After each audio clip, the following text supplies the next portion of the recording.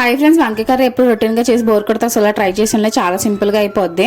దానికోసం ముందుగా నల్ల వంకాయలు అనేవి పొడుగ్గా మొక్కల కింద కట్ చేసుకొని సాల్ట్ వాటర్లో అయితే వేసుకున్నాను. తర్వాత స్టవ్ మీద ప్యాన్ పెట్టుకొని ఆయిల్ వేసుకొని ఈ వంకాయ మొక్కలు అనేవి అందులో వేసుకొని బాగా ఫ్రై చేసుకోవాలి. ఫ్రై అయ్యేలోపు ఒక మిక్సీ జార్ తీసుకొని 2 ఉల్లిపాయలు, చిన్న అల్లం మొక్క, వెల్లుల్లిపాయ, కొంచెం ధనియాలు, జీలకర్ర కూడా వేసుకొని మెత్త మిక్సీ పట్టేసుకోవాలి.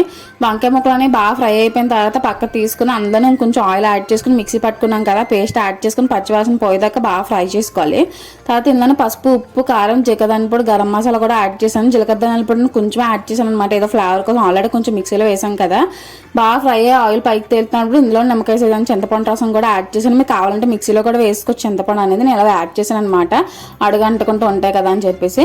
ఆయిల్ పైకి తేలుతుందంటే వంకాయ మొక్కలు కూడా యాడ్ చేసుకుని బాగా కలిపేసుకుని కొంచెంసేపు కుక్ చేసుకుని లాస్ట్లో కొత్తిమీర జల్లేసుకుంటే ఎంఏ వంకాయ కర్రీ రెడీ. రైస్లోకి, రోటీలో కూడా సూపర్గా ఉంటుంది. మీరు కూడా ట్రై చేయండి. Please like, share and subscribe. మీకు సబ్బా యూట్యూబ్ ఛానల్ ఫాలో అవడం మర్చిపోకండి ఫ్రెండ్స్. లైక్ కూడా అలా వెళ్ళిపోకుండా.